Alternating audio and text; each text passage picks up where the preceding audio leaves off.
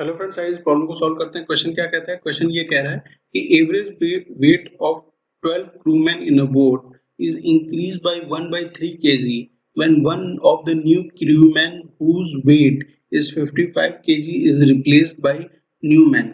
The weight of new man is, क्या कह रहा है क्वेश्चन में कि एक बोट है उसमें 12 मैन है, ठीक है।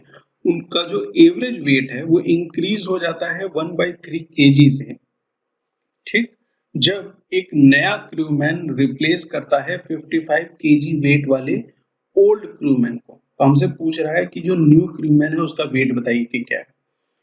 तो जो चेंज आ रहा है वेट में वो कितना है? 1/3 केजी का है। टोटल चेंज कितना होगा? इंटू 12 कर देंगे तो हमें टोटल चेंज मिल जाएगा। 3 से ये 12 कैंसिल होगा, कितना टाइम जाएगा? 4। इट मीन्स 4 केजी का टोटल चेंज आ रहा है, ठीक है। और जो क्रूमैन रिप्लेस हो रहा है वो कितने वेट का था? 55 केजीज का था।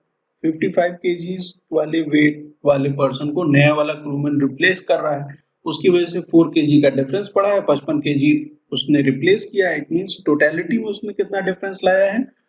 59 केजी का। तो जो ये वेट है वो किसका वेट है? न्यू क्रूमैन का वेट है, जो है ऑप्शन नंबर 4।